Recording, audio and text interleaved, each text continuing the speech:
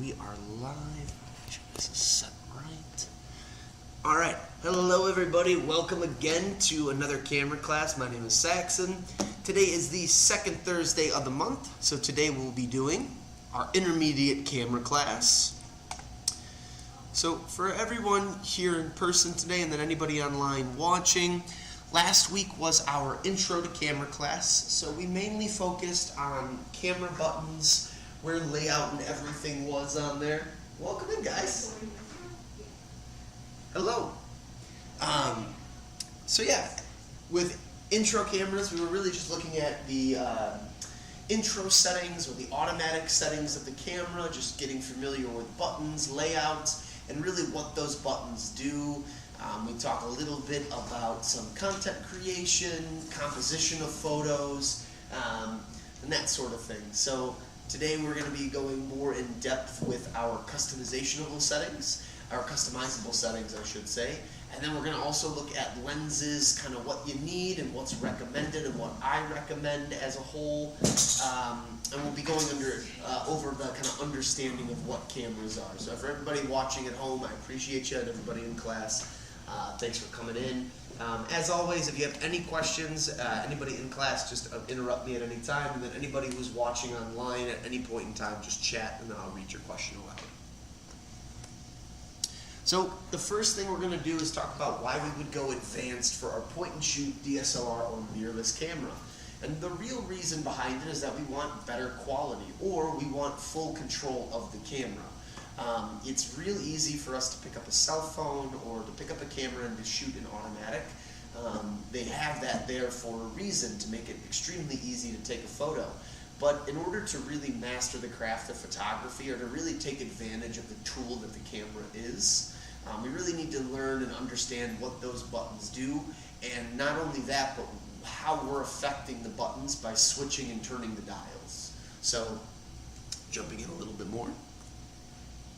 The first thing I like to show is these photos I took, and I like to explain these as the difference between a snapshot and a photograph. So when I look at a snapshot, or when I look at just a simple image, what I'm looking at is a picture of an item or a place or a thing that might have just been taken with a phone or at a quick glance. And my example reference image is the staircase that we have that leads up into our furniture section.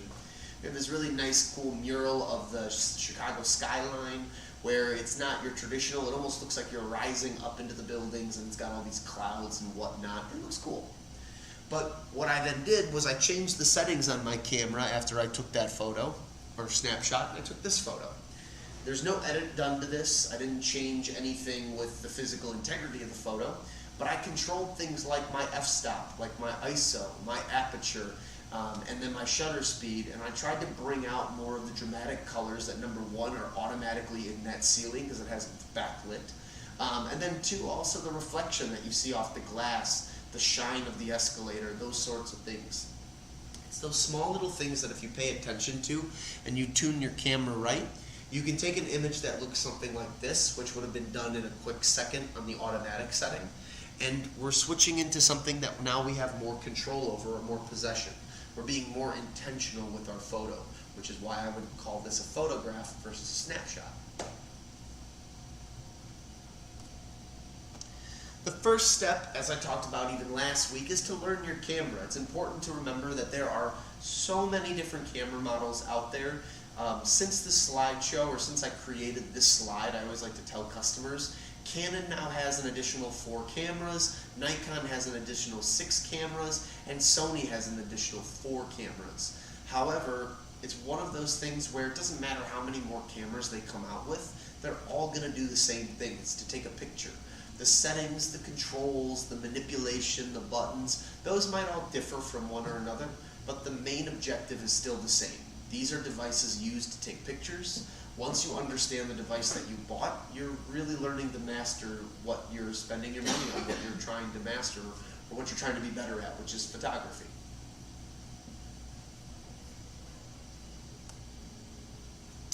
I like to also touch on this too, because once we get through a lot of this aperture and shutter and ISO control, then it really comes down to making sure we can understand what to do next with our photos. Editing is going to be the biggest thing.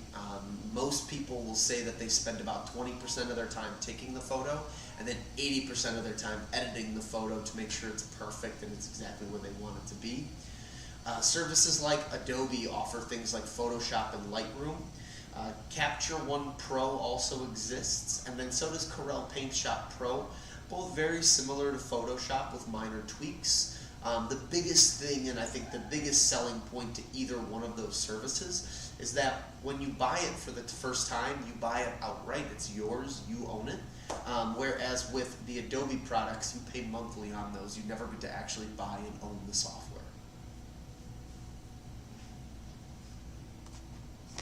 So we talked last week about the mode dial, and I recommended putting it in automatic.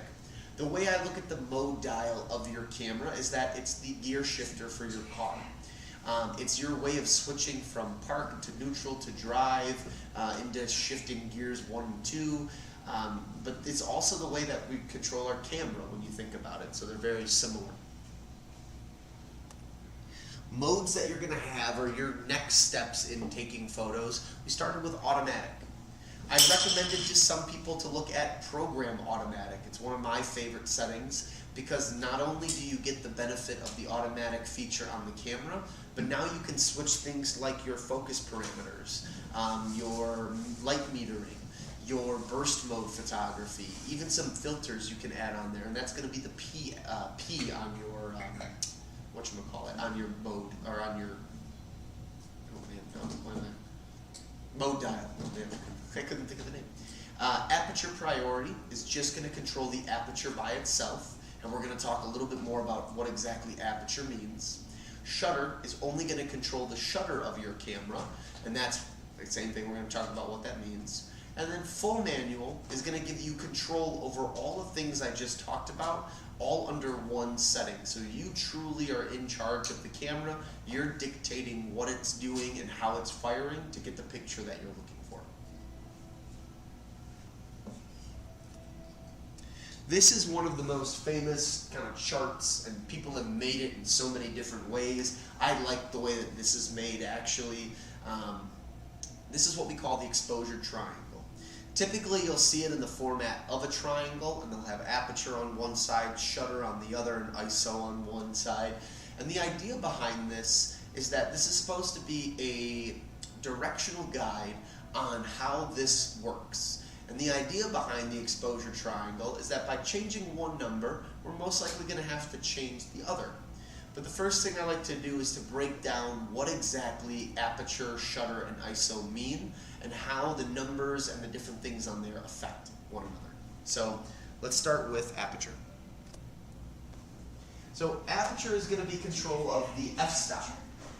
Every camera has this on their camera, and then one of the other things you'll have is aperture priority, which is usually labeled as the A on the camera. Now, not to be confused with automatic. Automatic is a different setting on there. Usually they call that out with a green, or they'll call it auto, or AI for intelligent, or IA for intelligent auto. But aperture is going to be control of what we are going to be the process in which we control our iris of our camera, or the mechanical iris that we have on the inside. The way I look at this is it's very similar to the human eye.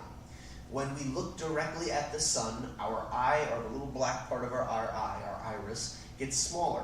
That's because our eyes dilate, or not dilate, they do the reverse of dilate, but they shrink because we don't need to let as much light into our body because we have so much available.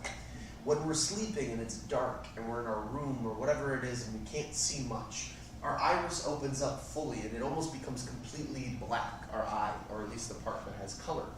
What that's doing is it's letting in as much light as possible so we can see things. That's why when you wake up in the middle of the night and you turn a light on, it hurts because your eyes are readjusting to the brighter things that you're seeing, and it takes a little bit to warm up, so that initial shock of the lights going on is painful. Small little thing. So, the world of cameras, the higher the number, the least amount of light we're letting into the camera, and the lower the number, the more amount of light we're letting into the camera. What that really does, though, with aperture is it allows for what we call background to foreground separation. When we have a subject or an item or a place or a thing in focus in our camera, with our aperture, we have the ability now to blur out things that are around or behind our object and create a little bit of a different effect on the camera. This really goes into the focusing of the camera. So all cameras are going to have either f32 or f22. Doesn't matter what camera, what lens, whatever you have. Usually the highest number or one of the highest things you can get to is about 32 or 22.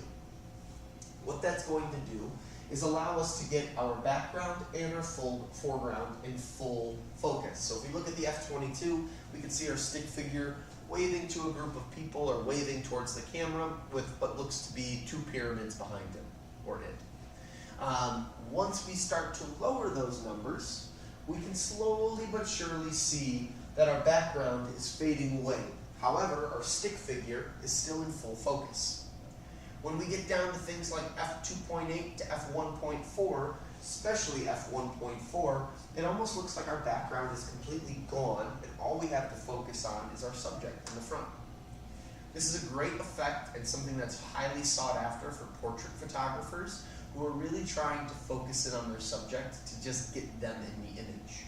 The other way that I look at this is that if you're on vacation and you want to get the kids in front or your friends or family in front of a really cool item and you guys want to take a big picture of that, you probably don't want to use an f1.4 because you want to see everything in the photo.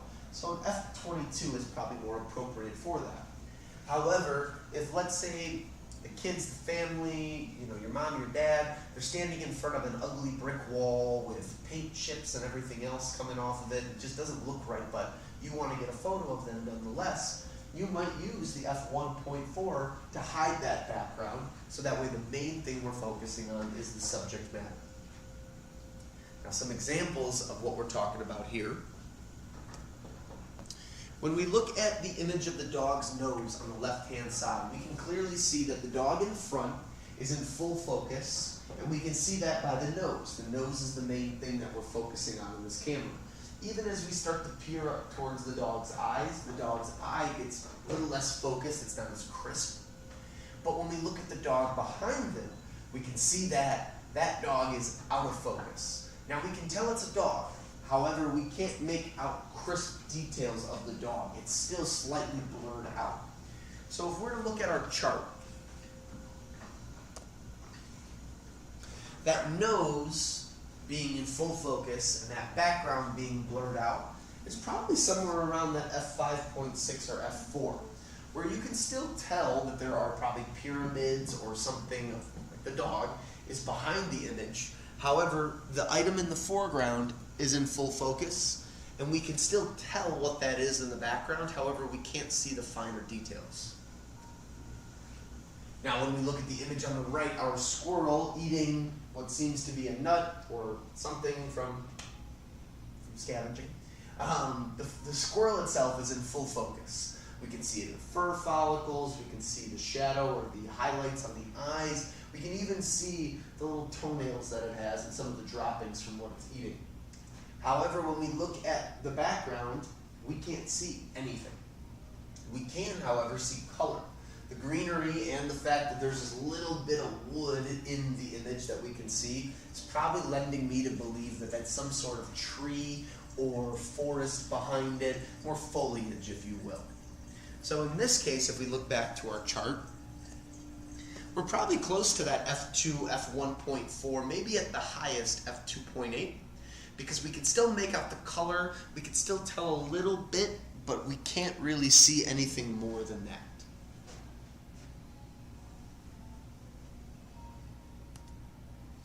One of the other things that we can get with our aperture effect is bokeh.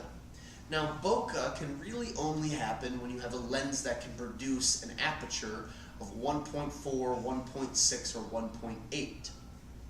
Typically, what you're getting out of that is a way to blur the background out to such a degree that when you have lights, they almost come out as these dot-like forms. People call it bokeh, some people call them bokeh dots. It's a different technique, but it's a fun one. For example, these lights that you see behind the little Lego minifigure are actually just, Christmas lights. But because we've blurred the background out so severely, the lights appear as little circles around the whole image, and it gives a really cool or nice effect.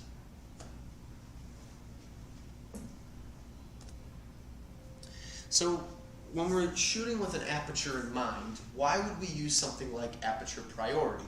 And I'd like to use this image for a perfect example.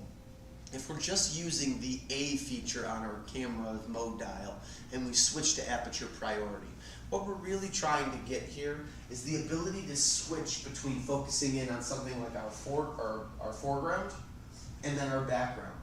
In this case, you have a beautiful sunset over a really nice body of water, what looks to be a little village over in the corner, or a town of some sort, rocks that are formating in the water there, and then what seems to be a little waterfall. What we're getting out of this is the ability to see the whole photo as a whole. That's ringing. I've never heard it ring before. Regardless though, we're trying to see the whole image. And so it's really nice that we're able to focus in, see everything that's going on. Now let's say we just wanted to focus on our subject matter. Maybe this is your girlfriend, your sister, your cousin, your niece, whatever it may be. If you want to just focus in on her, we could blur the background out and take a really nice photo of just her by itself. But using aperture priority allows for the camera to do its full full automatic controls. We don't have to worry about things like shutter speed or ISO. We don't have to worry about things like focus parameters or light metering. We can change those. However, we can just focus on that control of the iris of the camera or aperture.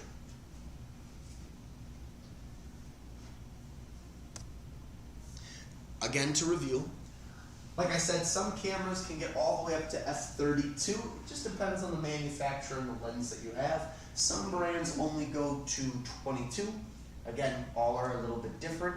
But at f32, we can clearly see a tree, water, grass, and what seems to be a parking lot, probably to a forest preserve or a nature reserve of some kind, and then a blue garbage can in the background. As we start to lower our f-stop, we're slowly but surely losing our background. Gets slightly blurry in this one, our tree is still in focus. Gets even more blurry on this one, our tree is still in focus. All the way to f2.8, which in theory hides our garbage can.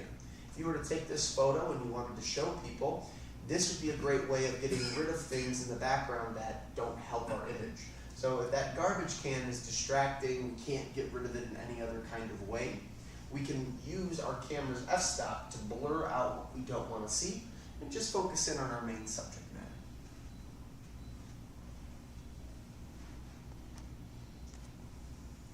The next thing we're going to talk about is shutter speed.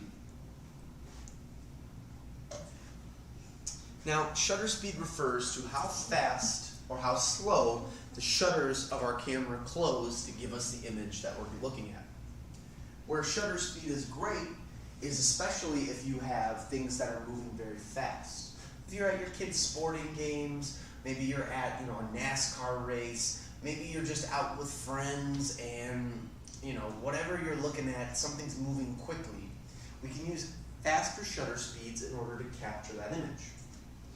But let's say we're taking a picture of a still life, or a stack of books, or maybe we're maybe we're in Washington, D.C. looking at the national history and the monuments. Maybe we just want to take pictures of those. They're not moving, and so therefore we can use slower shutter speeds to get more detail out of the image. So at 1/500th of a second, our little running figure is in full focus. We can see that the stick figure is running. We can see that we captured a nice still image of it, and it's not moving. We don't see any blurriness. Well, as we slowly start to drop our shutter speed by 1/30th of a second, this middle one, we're then starting to see a little bit more blur around our running figure. And as we keep lowering it down all the way to 1/2 a second, we're going to notice a lot more blur with our running guy. The reason that is that the slower we make our shutter speed, the harder it makes it to get an object in motion. The faster we make our shutter speed, the more crisp we're going to get our object in motion. However, if we make it too fast, and we don't need to, we're going to lose color, we're going to lose saturation, we're going to lose volume inside the photo. And the slower we go, the more we're going to get. But if there's movement, that's the trade-off. So it's finding a balance in between using our shutter at the fastest speed we can and the slowest speed we can. And it's really all dependent on the situation that we see. If we're doing something like extreme sports, maybe motocross or surfing or NASCAR or monster trucks, we've got a lot of things that are moving at fast speeds and at fast paces. Because of that, we want to freeze that action. So typically, the rule of thumb is to start at 1,000th of a second and then get faster from there. By doing that, what we're doing is trying to figure out and pinpoint exactly what the best speed is going to be for whatever we're watching. So in this case, we have a surfer. This surfer was shot at the 1 in 1,000 speed. You can see the white parts of the water, nice and clean. You can see all that detail. But the main thing that we can see is our actual surfer himself. And we can see him in perfect detail, the wrinkles on the suit, the way that the shadow hits the skin, even the muscles that are on the ankle, toes, and even the inner thigh there. We can see all of that in perfect detail. So that 1 in 1,000 speed, if we're using the shutter priority, or even if we're controlling in full manual, is going to help us get something like this, especially if we have such fast movement, then we want a faster shutter speed. The other thing we can use shutter for is giving a sense of motion to our image. Now, some people will argue that blur of any kind in a photo is a bad thing, but a lot of people love the blur inside of a camera. Where do you get the shutter speed at on the camera? It's the mode dial. It's all on the mode dials. Yep, so TV. So for shutter, on some cameras can be an S, other cameras it'll be a TV symbol. It's all dependent on the model that you have. Argument with blurry or blurriness is that some people will say that that leads to a bad photo. Other people will say that it gives a nice sense of motion, a really nice clarity. In this case, we have a hummingbird or a woodpecker, if you will. I think it's a woodpecker. And it seems to have caught a bug in its beak. The color of the bird is extraordinary. We have browns to greens to yellows to even tints of blue throughout. The wings themselves, though, are in motion. We can see the blurriness there. However, the blurriness of those wings, to me, doesn't detract from the photo. It adds to it because these birds move so quickly. Whoever took this photo was able to capture that bird fast enough in order to get that image. Now, this could have used 1 in 1,000th of a speed, depending on where the bird was, the movement of the bird. This also could have used a faster shutter speed, too. The only way that you're really going to know is through trial and error, and unfortunately there isn't one way around it when it comes to shutter. It really just is trying it out and seeing what speed works for what best situation. The other thing shutter control gives us that's really nice is long exposure. And we can create awesome moody pictures with a lot of dynamic color within that long exposure. Or we get really cool scenes of movement within there too. So for example, this would be a long exposure. This image was probably left open, or the shutters were open for maybe about 6 or 7 seconds. Typically on the mode dial, I explained last week, you'll see a B on there. And the B stands for bulb. For whatever reason, that's what they decided was the long exposure for the camera. But here we can see the white whisks of the water as it runs through this waterfall and the rocks there. But everything around it, including the rocks underneath the water, is in perfect clarity with beautiful color separation and with beautiful color emphasis. So if we look at something like the greenery over in the top left corner there, we can see the different values and shades of greens. Same thing when we look at the bottom right corner, we can really see how that moss stands out on the rocks. And we can also see how wet and different colored the rocks are too.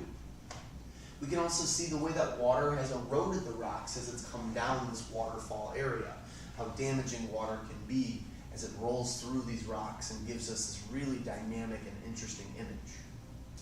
So long exposure can really help us get something more dramatic or dynamic or just bring out more features of the photo. Now keep in mind with long exposure that with any movement of the camera, you're going to get a blurry photo. So it's important that with long exposure, you use things like tripods, or you at least set your camera down on a ledge or something else. This would be another example of a long exposure.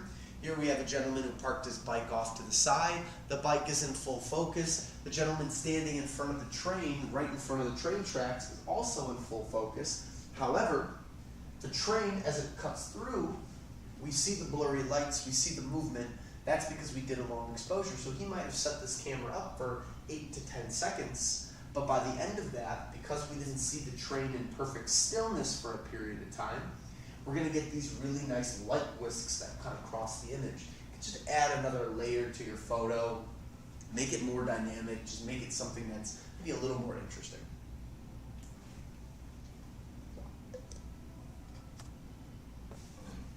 This is a photo a customer sent to me as well. This is from downtown Chicago. There's a Frisbee League down there. It's pretty cool, an Ultimate Frisbee League. But why should we use shutter priority? And I think a photo like this is perfect. Our cameras are smart. They can figure out light. They can figure out aperture. But I think one of the most important things that often gets overlooked on camera shooting is the speed at which the shutter is going at. If we don't correctly pick our shutter and we make sure that we match it to the speed of whatever our subject matter is moving at, we're risking not getting that picture. And when it's something like this where, let's say, you've got kids or family or friends that are playing in a game of some sort, you might want to get those photos to then show them later because they're obviously living in the moment. They don't get to see themselves outside of that. And it would be a real shame if you were to take these photos and a cool event or a cool moment in whatever game or thing has happened, and now when you look back at those photos, they all look like this. So shutter priority is a great way to take photos if you have items or objects or things that are moving at great speeds that you want to get and secure an image of without necessarily worrying about your aperture or your ISO. You're really letting the camera do the work in those two categories and with everything else in the camera. However, you can always change certain features. The main thing on the shutter priority mode is the speed of the shutter itself. That's what you're controlling when you use shutter priority.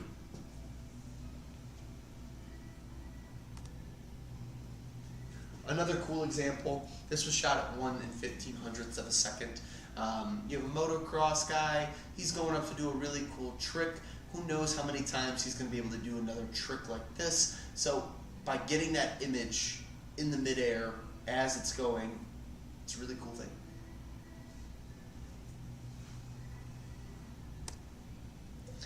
And then last but not least, ISO. ISO is one of the trickier ones. Now, the best way I can describe ISO, because the word itself is very long and I always forget it personally, ISO is going to basically stand for the sensitivity of your camera sensor. So if you have a DSLR camera and you flick up the mirror, underneath the mirror is your image sensor. If you have a mirrorless camera and you remove the lens, that little shiny piece on there that's purple and two-tone color, that's your sensor. What the sensor does is it exposes your image to the light through the magnification of the lens, therefore processing the image and displaying it back to you on the LCD or saving it to the SD card. What ISO does with the sensor is it makes your camera more or less sensitive to light. If you ever bought film back in the day, film would get labeled with a number next to it. It would say Kodak 100 or Porta 160 or maybe Fuji 400 or Ilford 200. They all have different numbers, and what that did was it made your camera more sensitive towards the light based on the film. Because we didn't have digital cameras, we couldn't just pick and choose what we wanted. When you bought a roll of film, you got 32 to 36 images out of that film with whatever number was clearly written on the canister. So these images were all done with the same shutter speed, same aperture, but they all have a different ISO. So to start at 100, we have a pretty dull sunset. The color's still coming through. We can really see rich tones of purple and red with a little bit in the center of yellow and orange. But then really what we can see is a blacked out bridge. We can't see the details of the bridge. We can't see everything there. However, we can still see the bridge slightly. The beach is pretty dark, the water is pretty dark, so not a lot happening. When we move to 200, now we can see more of the sunset. We're getting more color saturation. In my opinion, 200 feels right for this image. Feels dramatic. You're getting less shadow under the bridge, so that's going away, and the bridge itself is still pretty dark. Now you can clearly see the water, and you can clearly see the dock there too. Or I'm sorry, not the dock or the pier, the beach.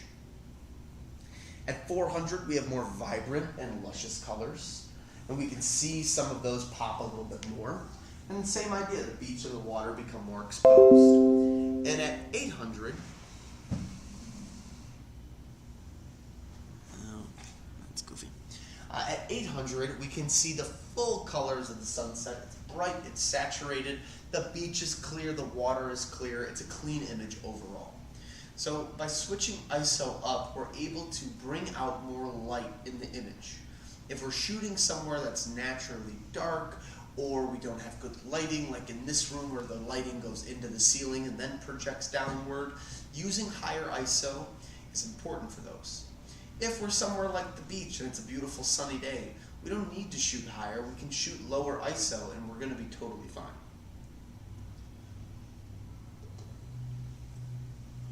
Now that being said, ISO can also lead to noise or graininess of a photo. And grain or noise really comes from the fact of if you've got an image that you're taking a picture of and there's a lot of light going on there. The higher we raise that ISO, the more we make the camera sensitive towards that light. It doesn't matter how good we are with editing, if we don't take that picture the first time with ISO, we're really going to have a hard time trying to fix the grainy element of this image. So make sure you use the right ISO based on whatever area you're in. And base that solely off of light. That's the idea with ISO. How lit is my area, and can I either lower my ISO or raise my ISO? Now there's a beautiful thing called automatic ISO or auto ISO. And the reason we like auto ISO and the reason it's so popular is because within auto ISO, we're able to control, or we're able to let the camera control everything that we're doing. So in this case with auto ISO, we can allow the camera to decide what light sensitivity it wants based on how much light it's reading in the room. I like to personally use automatic ISO because it takes one less thing off my mind that I have to think about. And plus my camera is new enough and fresh enough that I trust its recognition of color and lighting and everything else. I control the shutter and the manual every time I shoot, but I let the camera decide my ISO.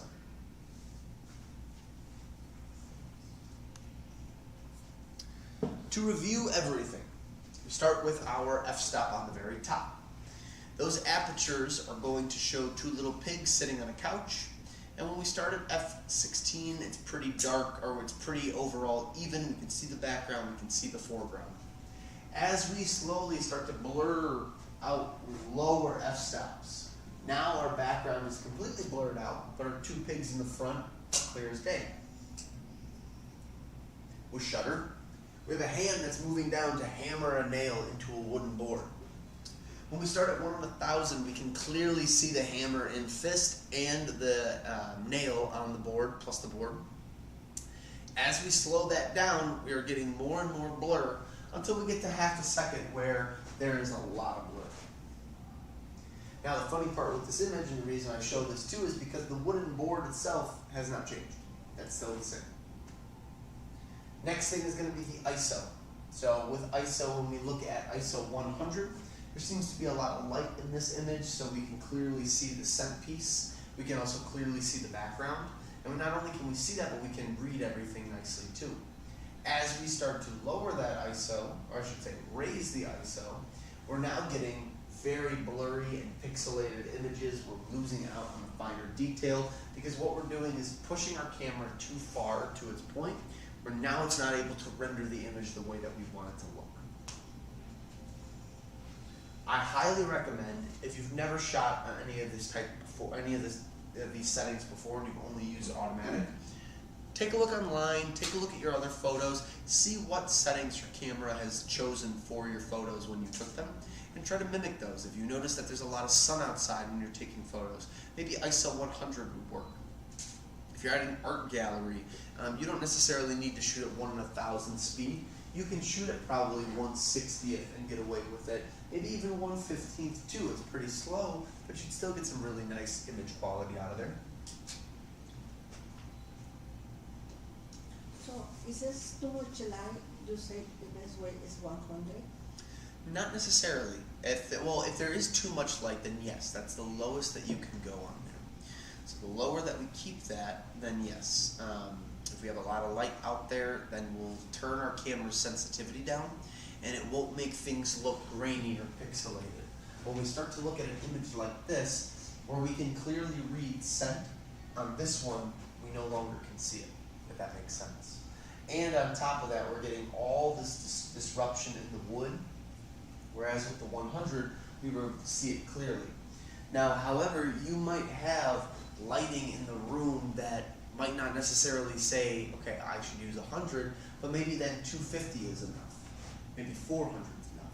Maybe you have no light at all, and it's just your kids are at a nighttime soccer game, and it's one big light projecting onto the field. Then maybe we jump up to 1,000, 1,600, or 2,500.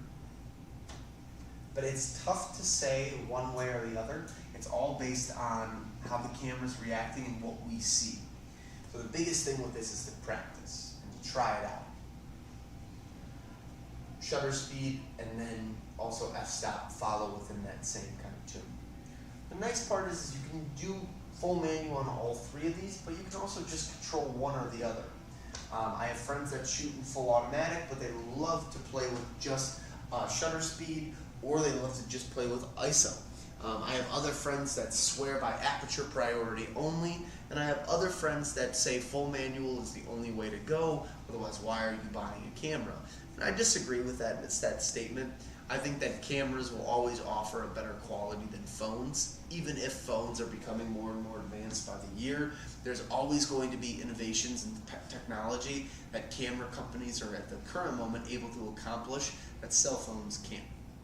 And that's also why you buy a camera and you come to my class. It's because you're trying to seek out the best way to get the best quality image for the bang for the buck. Yeah.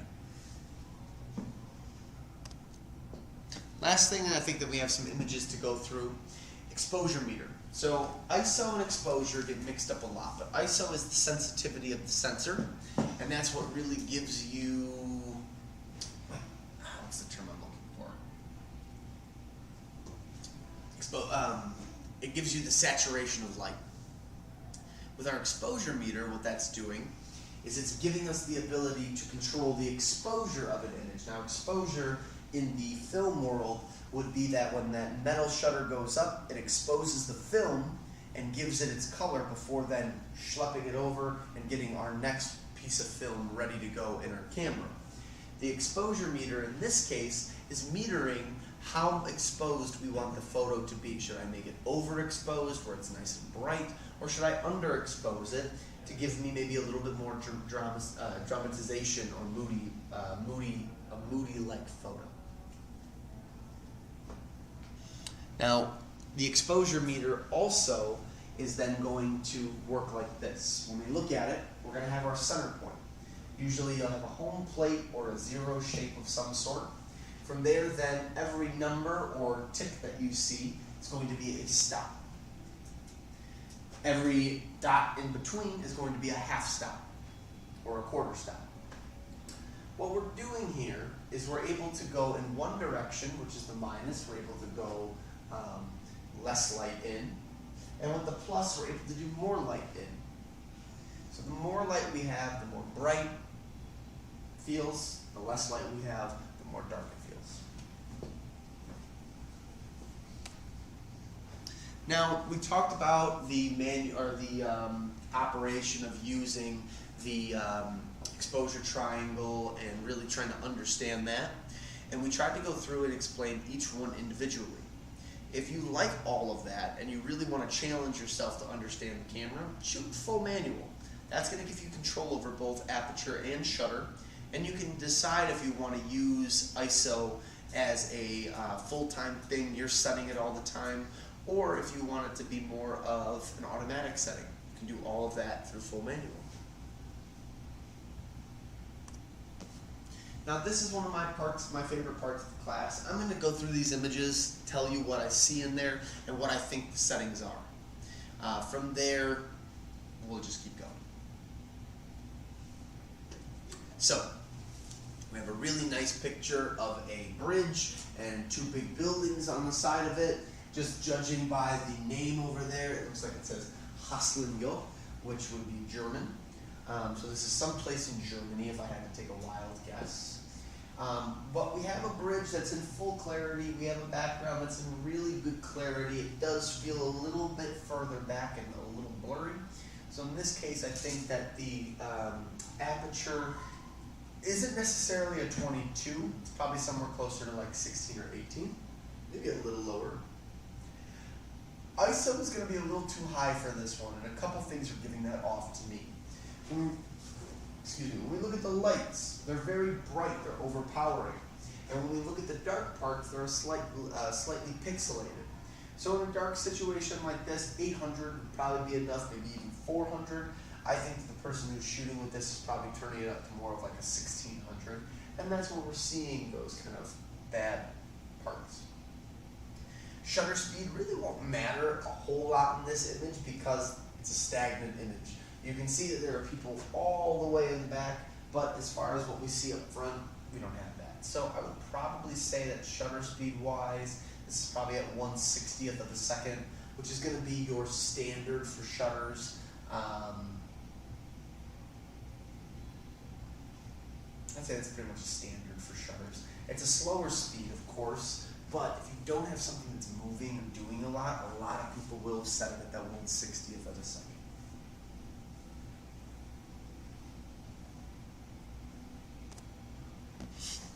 It's springtime, all the trees are starting to bud. I have my seasonal allergies right now, so I am feeling it. Cherry blossoms are around the corner. You've got a beautiful branch or two of cherry blossoms, 3 branches to be specific that are in full focus. The rest are in the background, they're slightly blurred out. However, we can tell that they're cherry blossoms just from some of the close ones up. So aperture wise, I'm probably going to put this somewhere at,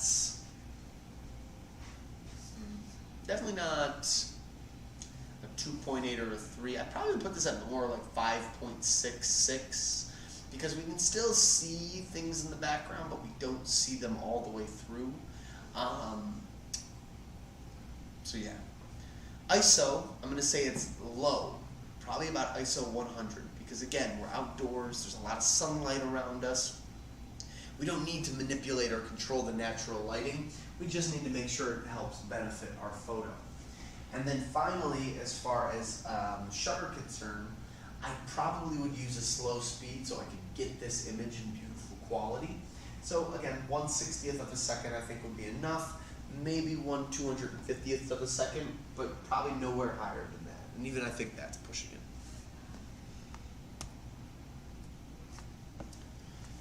Here we have our firemen, one behind the other, following in line. So the one in the background is completely blurred away. We can't see that fireman in full detail. However, just like the dog from a couple images ago, we can see the fireman's silhouette. We can see the detail. They're most likely wearing the same thing.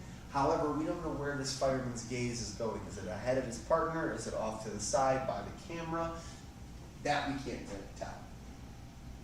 However, our fireman in the front is in full focus. He's clean, he looks good, he's ready to either fight a fire or take some good photos. So if we're starting with aperture, we're probably in that same ballpark that we were from the last image, 5.6, but I think a little bit lower than that personally. Maybe it would be something closer to a 4, F4. And then as far as shutter goes, unless they were moving really fast, I probably would also put this at about 1 100th of a second, maybe 1 250th of a second. I don't need to worry too much. However, I don't want it to be so slow that I get blurriness, because this does look like a dimly lit photo. We definitely have light coming down from the top, but we can see how the light is penetrating his face and hitting through everything. It's really not that strong, but we can still see it. And then as far as ISO goes,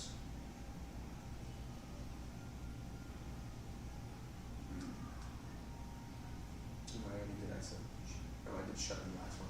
Yeah, we wouldn't really need to worry about the shutter speed because they're going to be walking, not moving too much. We did the aperture one on there. ISO, I'm probably going to say this is closer to a 250 to 400. The reason being is because, again, depending on this lighting, it looks like it's only coming from one area. We're going to get harsh shadows on this side of the face. So to counteract that, we can turn our ISO up to help benefit and pull that more together.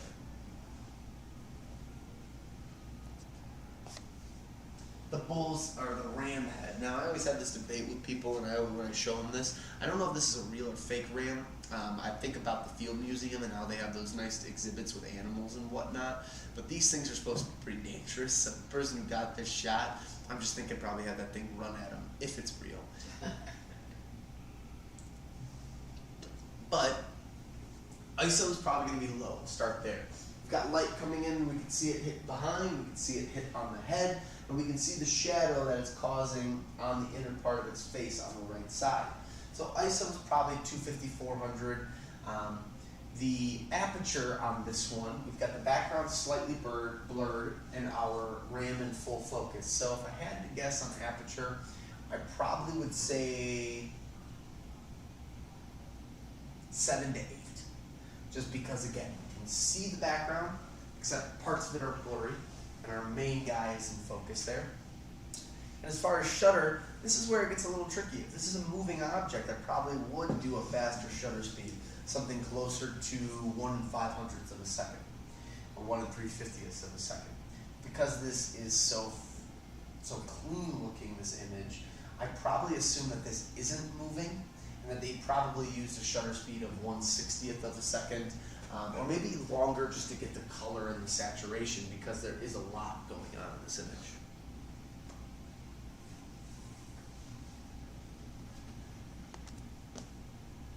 Got some dogs playing frisbee and catch. Now we're looking at a shutter speed of at least 1 1,000th of a second, so we can get that mid-air action shot. We're also probably looking at about an ISO 100 because of how much sunlight is going.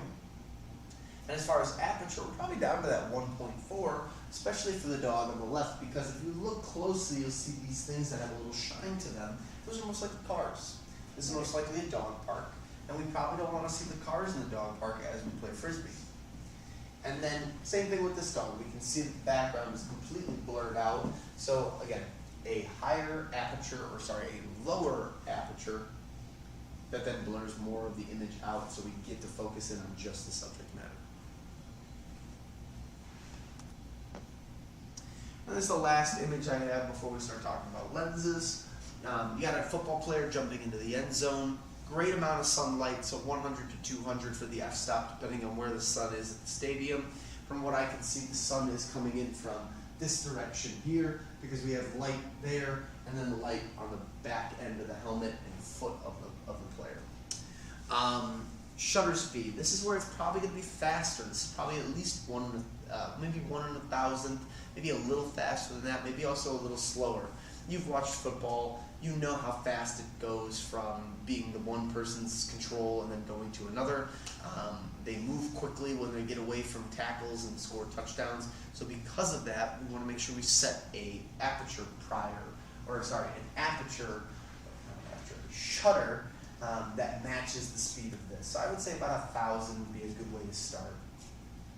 Now, speaking of aperture, because we have our guy in full focus right here, we can see that there are 2 football players. One looks like he missed the tackle. The other one looks like they're just kind of maybe walking around like this for whatever reason. But we can kind of see their number, and we have no clue what school they're from. So in this case, and we can tell that this is the Navy school, if that makes sense. That's why I said that. But we can't really tell. But they're in detail, we can still see them, and we can clearly tell that they're the other team, not blurring out the background that much. So if that's the scenario, then instead of using a fast or a low aperture, and instead of using the high aperture, probably somewhere in the middle, maybe closer to that 4.5 range, maybe a little less, 3, but I would assume 4.5 depending on the camera quality.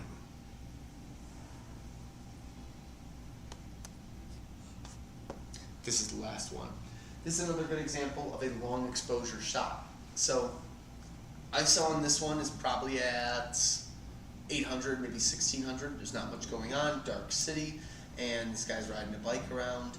You've got the lights in the background that are puffed up, and you can really see all of these wisps of light coming. So the aperture, or not the aperture, ISO to me feels like it would be a higher number just based off that.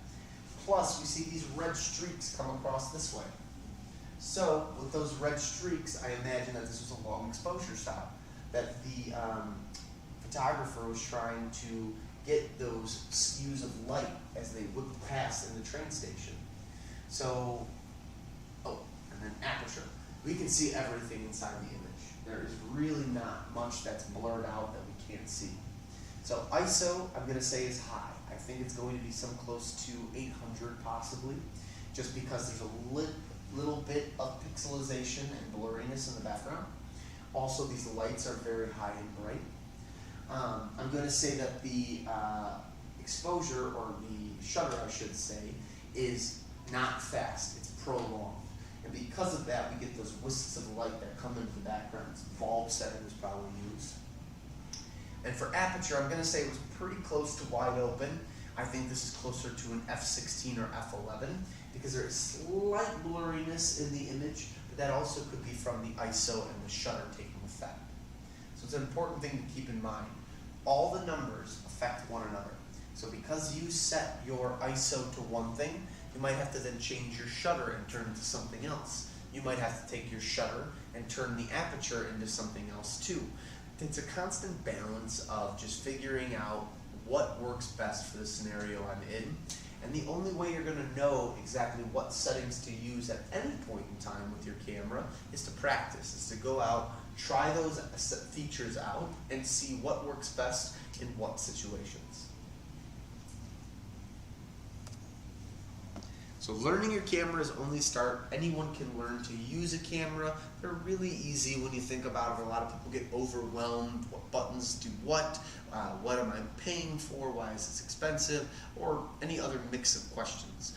It's one of those things that you're not going to fully grasp it until you have it in your hands and you start really taking pictures and just going out and enjoying the technology. My personal recommendation is practice first and foremost.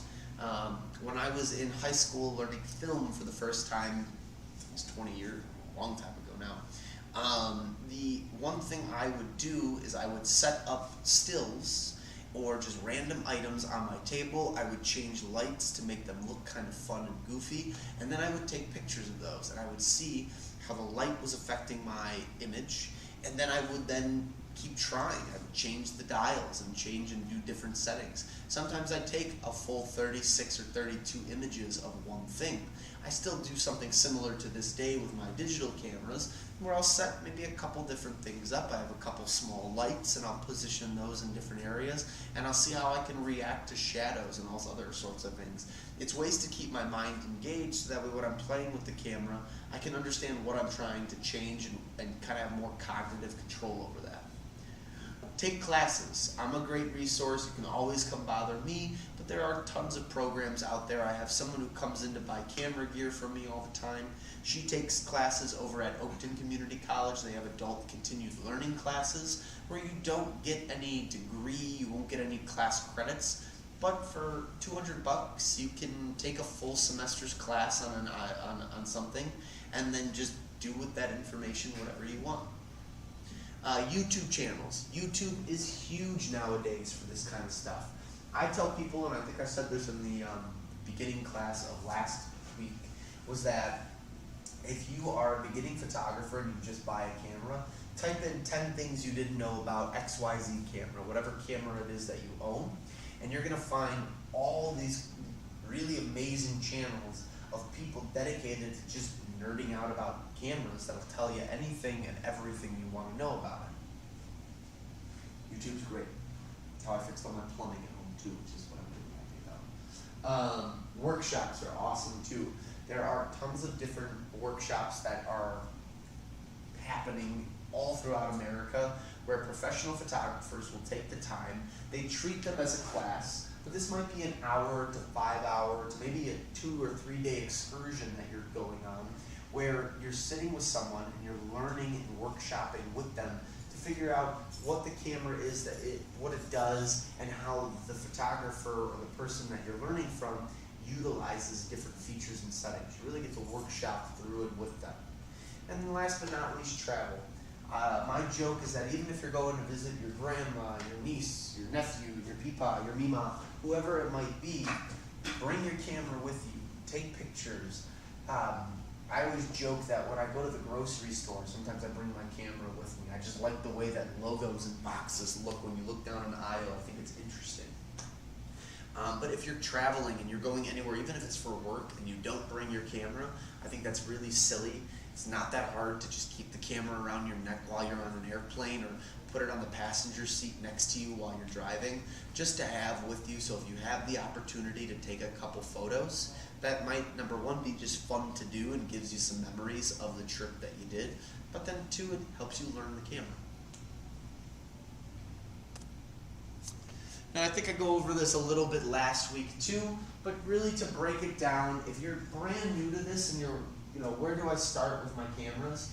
The top 4 are my personal recommended accessories that you must have with this. Get a bag. That protects the camera, keeps it safe. If you're traveling, doing anything with it, it's going to prevent the camera from getting dinged around and ruined. You've invested a lot of your time and your money into this. You want to make sure you protect your belongings. Extra batteries and memory cards are huge. I tell people the horror stories all the time of myself. I went to a photo shoot one day.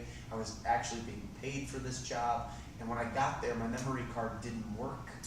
And it was a 3-hour drive for me to get home, so I basically had to cancel on them the day of the shoot, and I ruined their day. I didn't get paid. It was terrible. And an extra battery. Again, if you're shooting with your camera, maybe not the way that I do, but just in general, the batteries can go really quickly. So have 2 of those on hand at all times. I think it's very important. A lens cleaning kit is great. One of the things I do for my photography is I do a lot of non-for-profit shooting, where I'll take pictures for different charities and events throughout Chicago. A lens cleaning kit is great because it's my way of cleaning and scrubbing the lens. The Chicago Polar Plunge is the big one that I do every year. I actually stand in the water and take pictures of people as they jump in. Well, as they jump in, water kicks up, it splashes all over me and the camera. I take a little cloth and I'm able to wipe that away. Never use a sweater or a t-shirt to clean your camera. It can scratch the lens and do little micro damages to it that in the long run will do damage over time. In the short term will be okay. But it's better not to even risk it. Get a little microfiber cloth, same thing you can use for your glasses. I constantly use my sweater to wipe my glasses. My glasses are so beat up from many years of abuse that I don't care about these. But when it comes to my cameras, I treat them like my baby with my little cleaning kit. A strap is necessary too. It's a bulky thing. If you're carrying it around in your hand all the time, you're going to get tired of it. You'll put it down, you'll forget it's there. Get a strap around it, keep it around your neck. You can walk around, do whatever it is that you want to do. Take pictures. You can invest in a strap, but most cameras will come with a strap automatically.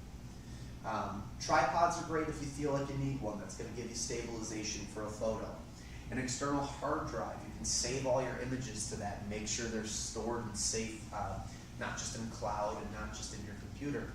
A polarizing filter, an ND filter, those are both great ways of cutting through light that you see out there and helping reduce certain things in your photos that would necessarily maybe make them look worse.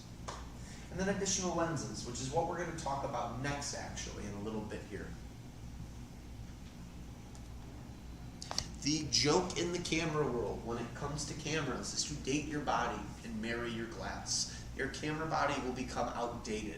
If you have a camera that's at 10 years old or maybe getting close to that, you're hitting the cusp of it being outdated. And not for a bad reason, but it's one of those things that as you use the camera and you keep taking pictures and more pictures with it, it's like your car. You get mileage on your car and eventually you need to get it fixed or you need to trade it in and get another car. The more used it becomes, the more outdated it becomes, the slower it is, and the more it just isn't going to work for your everyday needs. So you're going to date it. You're going to then eventually go get another camera body to replace it. However, the glass is really one of the most expensive parts of your camera. And if you can do your best at getting high quality glass and holding on to it and keeping it safe, then you're making a big investment in future cameras because you're able to then keep your lenses and just rotate out a different camera body. With that being said, let's talk about lenses. So, first things first, lenses, our focal length and zoom are basically the same thing, and I put quotations around zoom. Focal length is going to be the millimeter size that you see when you buy lenses. Now, this is determined by scientists, or I should say, scientist works actually, or lens specialists. This is made by people with a very advanced degree in optics and understand how glass reacts. If I have a piece of glass that bows out in one direction and maybe bows out in the other, when I put them at a certain distance from each other, they're going to give me an optical distance of whatever the number is. And when you think about your lens as a whole, the reason it's so big is that the different parts of the lens are in different parts of the physical camera body, or the camera lens.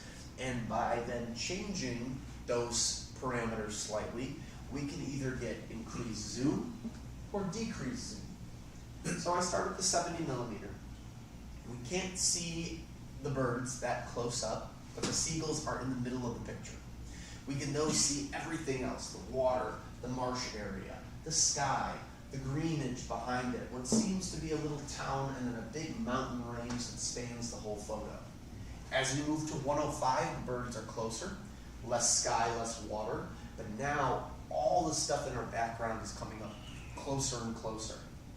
200 does the same thing. Now the clouds of the photo are gone, less water for sure, but we're almost right on top of those birds. And same thing, our background is getting closer. Then we get to the 400. Our birds are right there, they're smack dab in the middle of the photo, and our background is almost directly on us.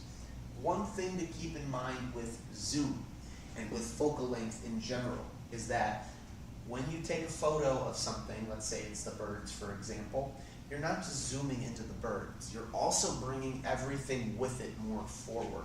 So again, in this one you've got this giant wide open photo with blues, greens, mountain ranges, water, marsh, birds, land, city, mountains, but as we zoom in, all that stuff comes right back up and close.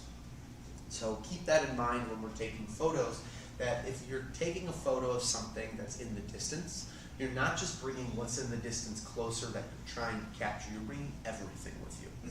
So keep that in mind when you're trying to shoot and when you're trying to figure out lenses. Focal length not only brings things closer and gives us that zoom, but it also leads to compression.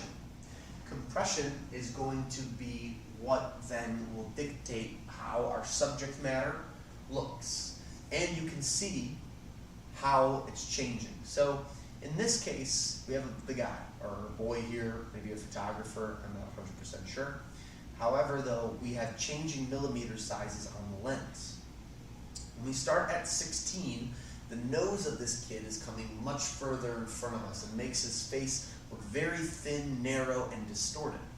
But as we then get down to some of these bigger numbers, like I think 100 is where, 200 is where it taps out, we can see how much more full and rounded out his face becomes. 50 millimeters is going to be the perfect portrait lens for a face. Distance shots are going to be the higher numbers, and wide-angle shots are going to be the smaller numbers. In this case, our subject himself is not moving. we are moving based on the lens that we are shooting with. So us, the photographer, if our kid's standing there, maybe with the wide angle, we're close, and then as we get to those big lenses, we start to back up. With the bigger lenses, while he might look like he's not moving in the image, because he's not, our background is coming much closer. So again, similar to what we experience with the birds. When we try to get up close to the birds, we're not only just getting the birds, we're getting everything with it. So at 200 millimeters, we're getting everything from his face, but we're also seeing the tree in a squashed or a very up-close point of view.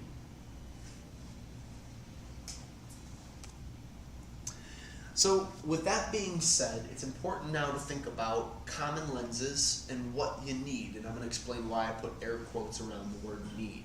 So common lenses on the market today, we're going to start with your kit lens.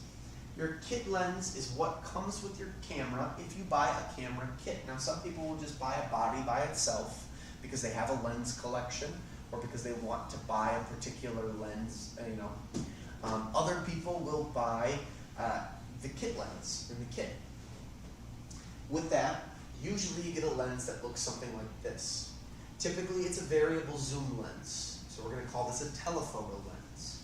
A telephoto lens means that it's like a telescope. We can adjust and zoom in and out with a telescope to see things that are far away, the moon, mountains, the city from our house, whatever it is that we're trying to see with a telescope, we can see great distances with it. And that's the kind of idea with a telephoto lens. This is a small lens, but still we can zoom. So at 18 millimeters, we have our wide angle. This is what we would then use ideally for interior shots, architecture, anything where we're trying to get everything in the frame. And when we get to these bigger numbers, we're getting something that's more of a portrait, maybe something else. But 55 is a pretty close to portrait. Now, with this being said, the kit lens is going to give us usually a lower maximum aperture.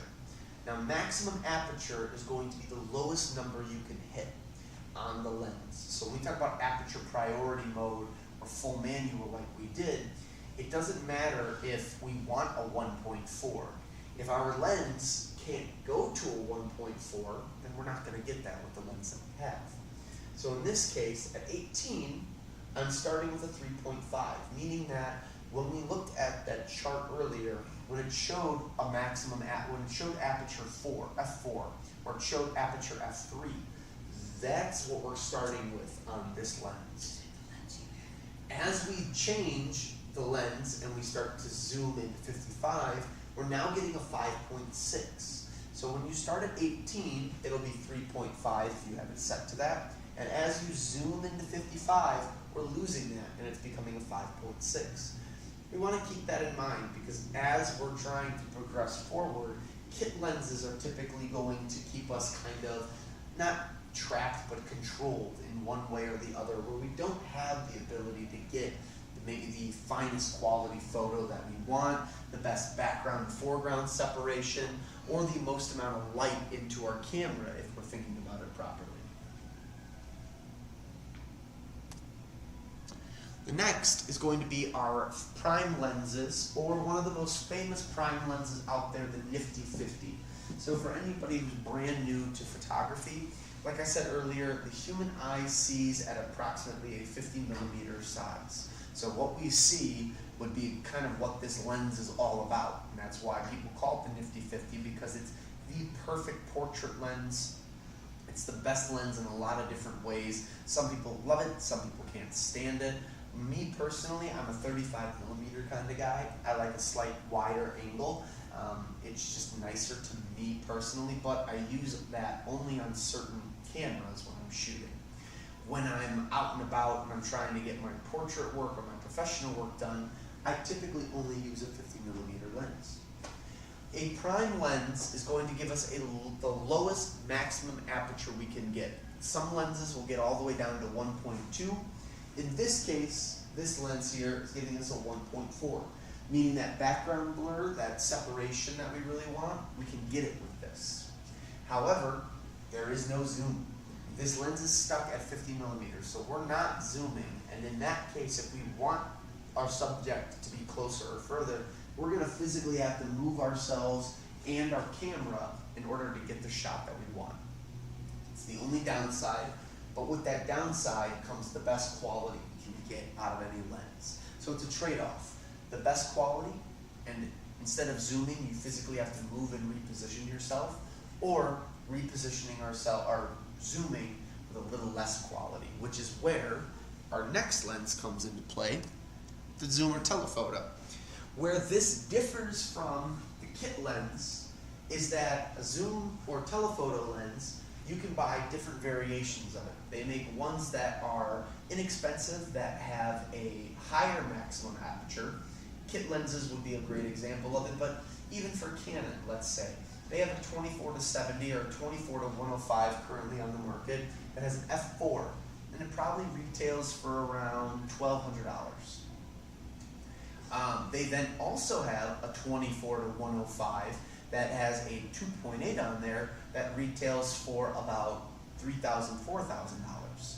So that slight variation on maximum aperture is what's going to then dictate what our what the quality of the lens, the better picture that we can get on there. So telephoto lenses can range in all sorts of different kind of prices and ranges and apertures. But the core principle of a telephoto or zoom lens is that where the other lens said 50, this has two numbers. So this is 24 to 70. 24 is going to be more of a wide angle. That 70 is getting closer to portrait. Here you have a Sony G Master with the orange logo on there. That is a 70 to 200. So it's going to offer even bigger and more area to look, and it's really going to push us to see more. Both of these lenses being the top of the line of their class, Canon is always going to show their best glass with a little red ring around the lens, and Sony is going to show it with the little orange G. Nikon will write Nikkor on there, will typically have a yellow stripe of some sort on their lens. With this being said, these two lenses are going to be the top of their line, and because of that, they're going to have a maximum aperture of 2.8, meaning that you can get all the way down to 2.8, and it's continuous from 24 to 70 or 70 to 200. So these lenses will generally be more expensive, but like I said, with a prime lens, you've got to find your subject matter and then get closer, move back, then you get that beautiful 1.4. In this case, you don't have to move at all. You can just zoom and change the lens focal length. However, the best you're going to get is a 2.8.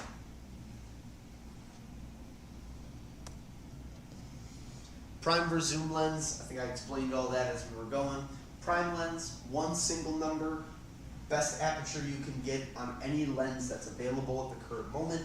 And the best thing, or the worst thing about it is that if you want to change where the subject falls, you gotta move. Telephoto, slightly lesser aperture, 2.8, so not the most amount of light or background to foreground separation you can let in. However, instead of needing to move, you can zoom and change your perspective that way.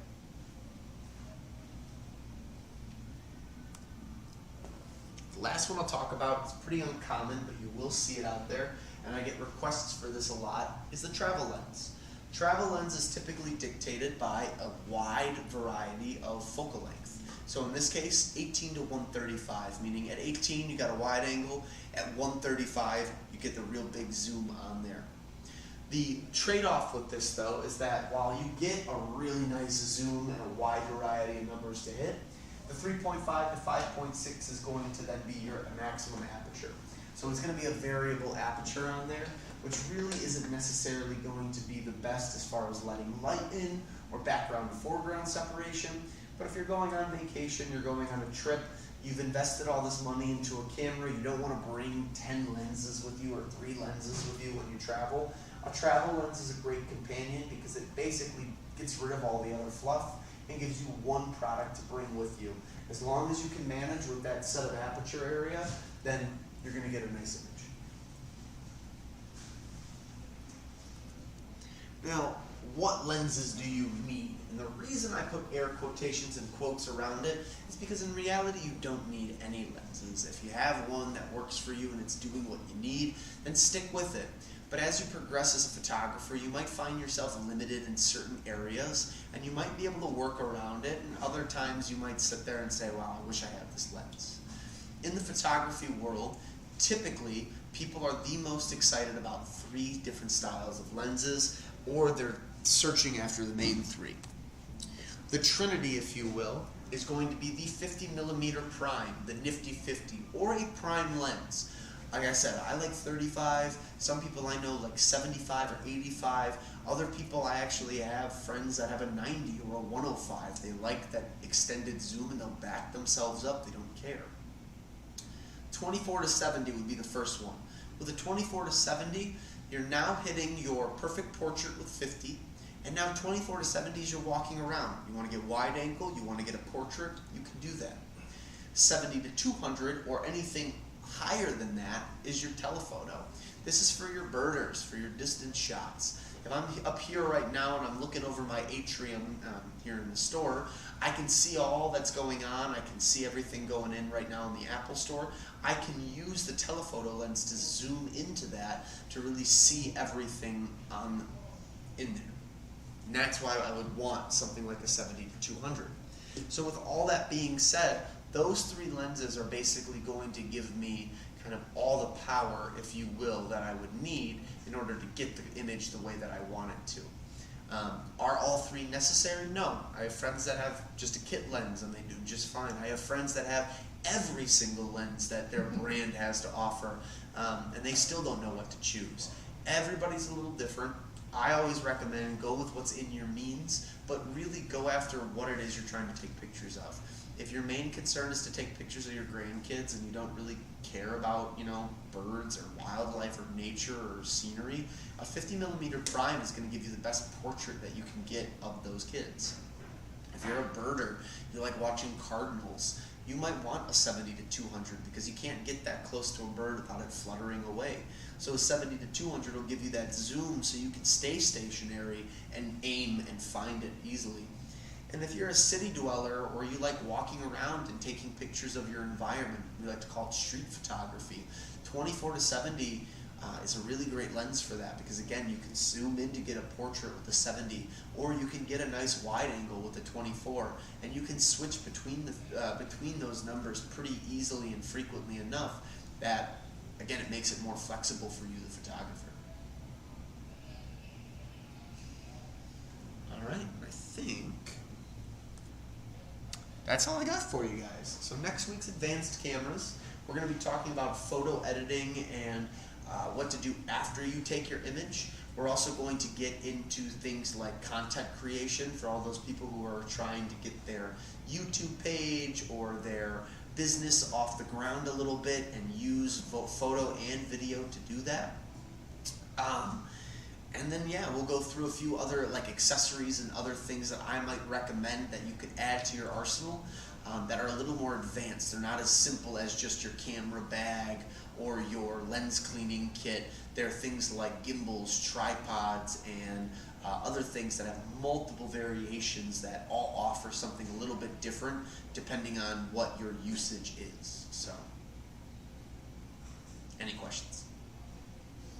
Yeah, it was great. Thank you. Anytime, guys.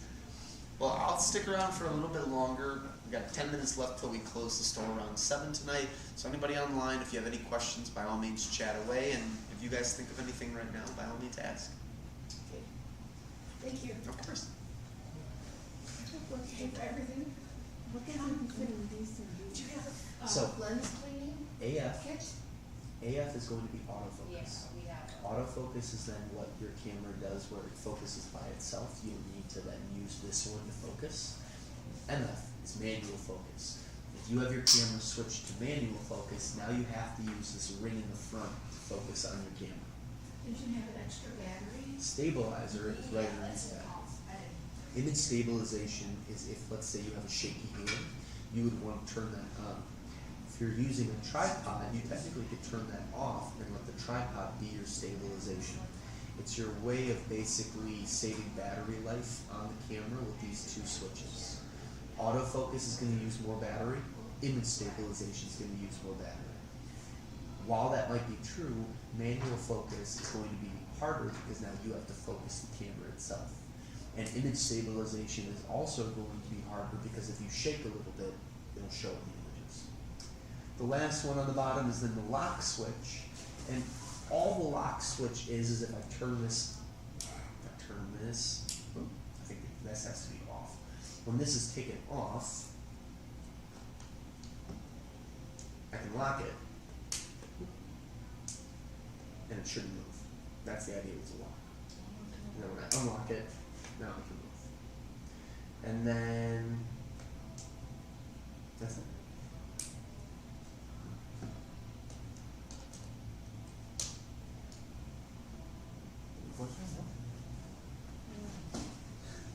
You don't know nothing like camera. I don't know anything and I bought because I want the camera. Yeah. And I use because I travel, so, but Yeah. I was there and I didn't know how to use the camera. Right now, I think that the best thing that you can do when you're using it Is to keep on that A+, is to keep on that automatic, but then experiment. Try the P, which is program auto. That'll give you some features that you can change on there, like your light meter, like your focusing parameters, some small stuff. When you move to things like TV, that's going to control the shutter of the camera. So as long as you feel comfortable, you can use the dial that's up here to change the speed at which your camera is closing its shutters. It helps if you've got action photography, if you've got anybody running around, or let's say you're watching, cars drive by. TV is going to give you better control over that speed at which the camera is capturing those. AV is for when you have background to foreground things, where you're trying to get an image of, let's say you're trying to take a picture and you want to blur the background out. You can do that with the AV setting. Manual is then control over all of the things I just mentioned. And then you have more scenery stuff on here, like scenes, you've got some fun color ones, and then you've got your customizable ones, which I wouldn't worry too much about until you get more comfortable with the automatic. So that's the automatic one now? Yep, agreed. The green is the automatic. A+. one. And the next, what about? Nothing else, please. Oh, how I take it, how I send my picture with my phone. You gotta download the app, and then the best thing you can do is just follow the instructions. So with the camera, there should be some instructions on how to do it. I can select on what picture can I save. Yep. So you download whatever app Canon has for the camera. Unfortunately, I don't shoot on Canon, so I'm not sure what the app is. But then on the phone, you can select what images you want, and it'll take them and put it right onto the cell phone. What do you want to call So it? I tried the last time and It connects, right? it doesn't connect. We got another camera. It's my daughter. Yeah. That one, you just press like button right there, and you can connect right away to the phone. Yeah. See, some cameras it's a lot more difficult. My It's recommendation. Canon too. Yeah. What I would recommend is going on YouTube and watching. A lot of the times, what it is you have to go into the phone's Wi-Fi, and then you set the camera to connect to the Wi-Fi on. Yeah, that's what I did the last time. But I mean, we tried to think like this one's got like Bluetooth. Yeah. But I mean, we tried the Bluetooth and everything. No. Try looking up a couple videos on it because that's the easiest way to do it. I would say if you still can't get it by next week, we'll do it after class. I'll help you down. I'll help you do everything on Yeah, it. because I try also for my what they say the program, Yeah. the book, and I was in my travels. I tried to do that because I Yeah. get picture that somebody wanted, and I can't transfer. I said, really, how can I do? They don't make it easy. I don't know why that is, but no, it's not. It's In not. my daughter's camera, you just, she's got some, that are you pictures? Yeah. Right there. Right there. Right there. I know. It's the way they downloaded the apps. The only brand that I've ever seen that does it like fast is Leica. It doesn't take long. The camera hooks up to the phone immediately, and it's like it goes so quickly. It's the only camera brand that I've ever seen do it that way. So Okay. the other brands make it hard. I shoot on Sony. I shoot on a Fuji camera. The same idea. They make it just. It's not easy. Another thing when you say about the lamp, Yeah. you say three different lengths. Mhm. But this is they never say anything. Is it what is the name? This is the travel lens. So, This is the last one, I got it. yeah, this is the travel. So this is basically this, because this one does the same thing, 18 to 135.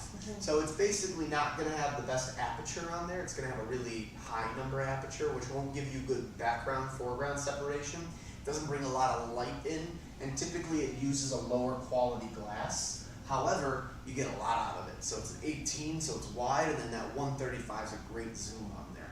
So you trade off some features to really have an all-in-one lens, so you really don't need another lens unless you're having issues. The reason I asking is because when I was in Rome, I take a picture, you know how is the scene. Yeah, you know? yeah.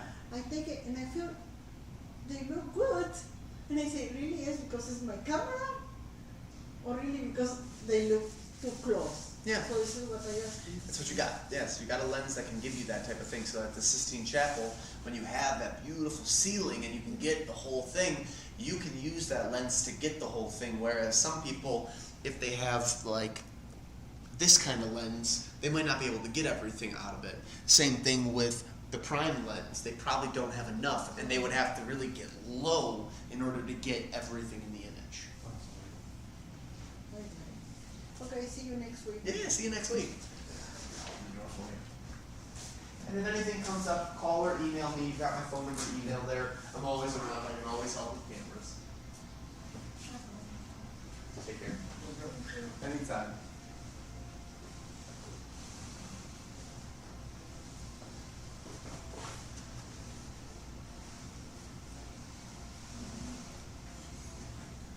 All right, well, it doesn't look like anybody online has any questions for me. So I'm going to close this up now. But again, if anybody in the future, you have any questions, thoughts, or concerns, I always put my email and my phone number on the last slide so you can reach out to me at any point in time. I'm Saxon. I'm here every day except for Tuesday, Wednesdays. And we teach camera classes every Thursday at 5:30 to 7, so always join us. We teach the same 4 every month, but new questions, new things, a bunch of new stuff always comes up, so always happy to help. So everybody have a great Thursday, be safe over the weekend, and I will see everybody next week for